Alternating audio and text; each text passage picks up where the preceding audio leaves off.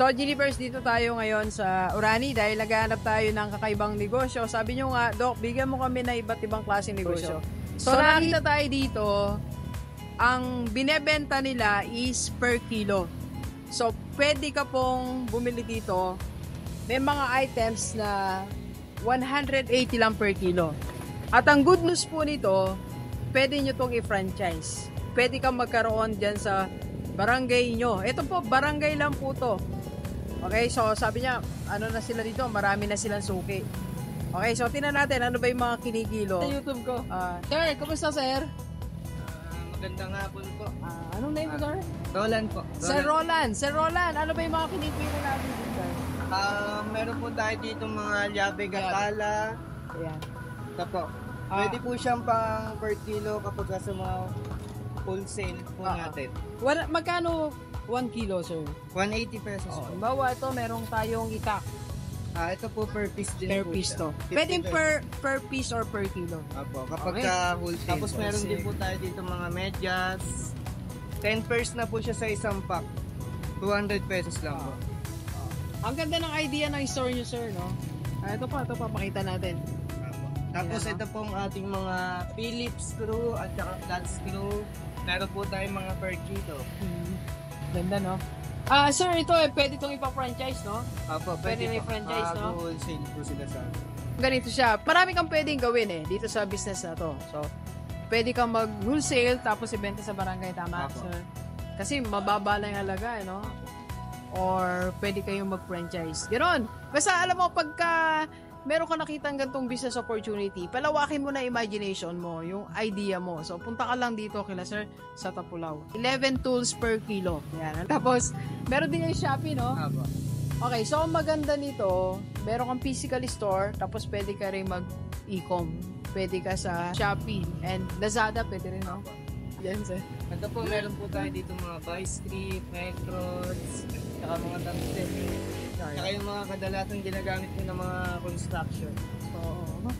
So, kung nasa construction ka, pwede ka dito mag-tuloy. May mga lona din kayo, sir, no? Apo, ito po, pakita ko po sa inyo. Tingnan natin. Pwede nyo itong gawing business, mga Gilivers. Ayan, hinanap ko na kayo ng pwede yung business opportunity, Ito po, meron po tayong 6x8 na lona. Okay. Magkano yan? Gandang klase na po yan, makapalap. Pwede silang mag-resale nito, no? Apo. O, kumuha kayo, pag wholesale, syempre may discount. Apo, malaki po discount. O, malaki ang discount, mag-wholesale kayo. 720 pesos po yung ganitong sukat po. 6x8 na po yan. 6 feet yung kanyang haba. Ay, yung lapad niya. Tapos 8 feet po yung kanyang lapad. Sir, ano yun? Ito naman. Ano Ito mga... po, marami po tayo dito mga dog fish. Ang tawag? Saan ginagamit yun, sir? Sa dog? Sa mga aso po. Meron din tayo mga collar. Na walang tali. Yung collar lang po. Ito po, Spiro.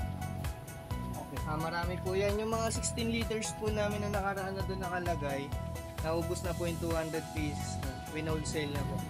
Ayan, Gilivers. So, ito na yung opportunity nyo na magkaroon ng negosyo. Mag-wholesale ka muna. Pwede ka magpa-order. Pwede mo, kung merong ka-existing store, di ba, sir, no? Mamili ka madami. Lagay mo. So, alam mo, diskarte na lang yan. Sinasabi ko po sa inyo Diskartehan mo na yung buhay mo para magkaroon ka ng negosyo. Konting pwesto lang po, pwede ka na magkaroon ng negosyo. Oo. Pwede rin to sa mga bargain, no? Apo. Okay. So, ang dami nyo ng opportunity, Gilivers, bargain, ilagay sa existing store, pang Shopee, pang Lazada, wholesale, franchise, 6.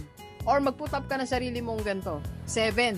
Kung may kutsara pa kasama to, Apo, 40 pesos lang po. 40 pesos. Pwede kayo pieces na po. pwede kayo magkaroon ng kutsara, Mag-wholesale ka nito, tapos ibenta mo sa barangay nyo.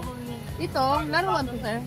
Per kilo po yan, para po sa mga lola at lolo po natin na mahilig magtanim. Ay. Mga lola at lola nyo, ilan yun ito para gumagalaw-galaw dito na, 180 lang, Thanks, sir. Tapos ito po, meron po tayong mga mason jar. Para ka na po nasa Starbucks niyan. 20 pesos lang po tayo. Okay, thank you, sir. Thank you,